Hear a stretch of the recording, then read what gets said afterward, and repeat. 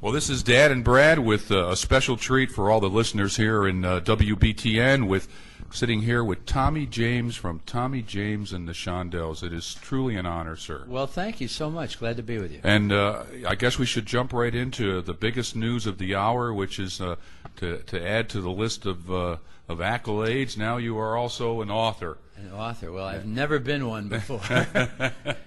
Tommy has written a book and had a co-writer, Martin Fitzpatrick. It's Me, the Mob, and the Music. And if you don't mind, Tommy, I don't want to give away a lot of the book, but certainly would like to jump right into the very beginning here and Sure. Start right out with the fact that I know that watching some of your previous interviews that you started out at a very, very young age in this world of entertainment. Well, I did actually. I started out in my hometown of Niles, Michigan when I was 12 years old, actually, formed my first rock band. And, we try to cover a lot of that in the book. We had two small regional label deals before I was out of high school. One of them, we recorded a song called Long Ponytail, and the second one is where Hanky Panky came from. My first hit, ultimately became my first hit record. And we recorded that as a favor to a local disc jockey in Niles, Michigan. Recorded it in the radio studio. And it was Hanky Panky was released locally in 1964 in Niles and South Bend, Indiana, northern Indiana, and southern Michigan. It did okay, but didn't blow the doors down.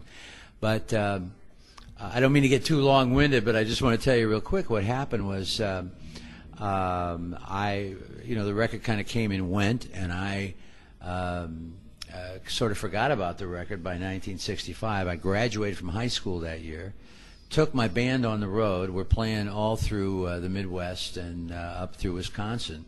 And we're playing a little rat hole in Janesville, Wisconsin.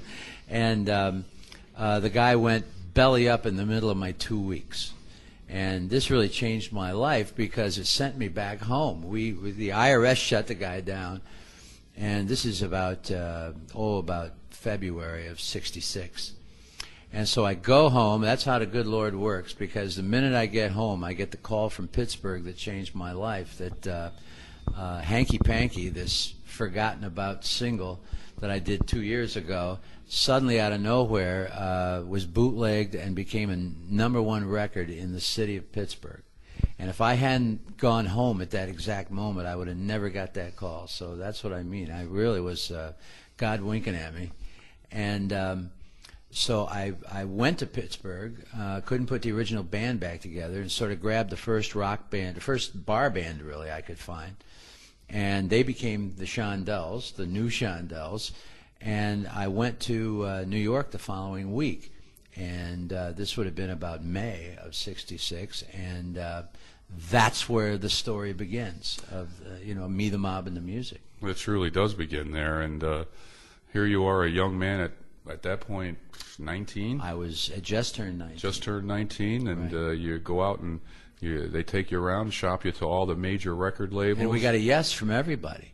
We got a yes from Columbia, from Epic, from RCA, from Atlantic, and the last place we took the record to was Roulette, and almost as an afterthought. And the following day, I start getting calls from all the other labels saying, listen, we got to pass. All the ones that had said yes the day before. I said, what do you mean?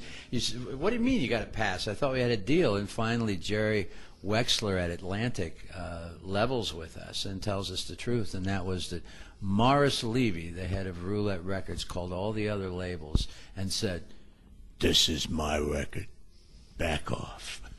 And they did, and I couldn't believe it. And of course, that led us to Roulette, where we signed, but we learned incrementally what Roulette was. And of course, Roulette, in addition to being a functioning record label, was also a front for the Genovese crime family in New York. And of course, that made life real interesting for us, because essentially the story is about us trying to have a career in rock music with this sinister and dark and dangerous story going on behind us. And reading the book, and Brad and I both read it through, and it's a great book, by the way. Thank you. It's a phenomenal story because, in a sense, back in that era, most of the artists were highly regulated by their record labels. In other words, they would be given a producer and a staff, and this is what you're going to do, and this is the direction we want you to go in.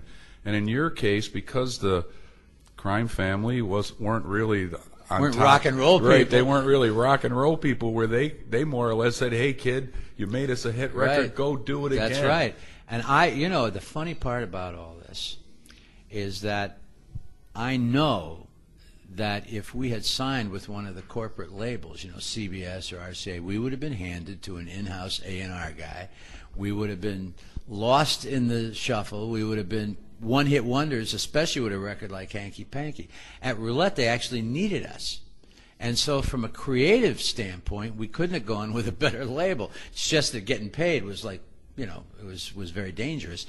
And plus the fact that at Roulette, we were top dogs. We were big fish in a small pond and allowed to sort of morph into whatever we could become. And I know that that's the reason for our success.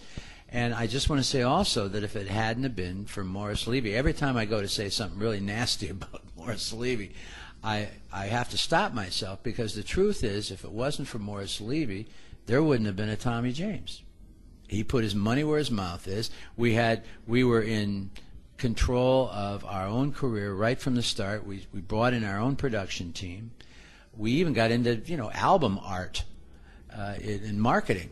So I am absolutely thrilled that we were with Roulette rather than anybody else, because you got to say, in the long run, we made the right decision by staying there and not rocking the boat and trying to get out.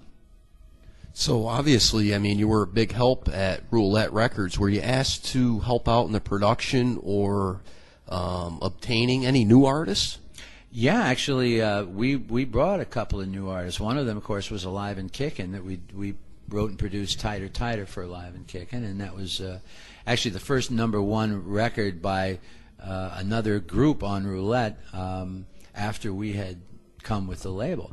So yeah, I mean, we were sort of the A&R guys at Roulette, and we were allowed to do anything we could think of. Essentially, we were given the keys to the candy store.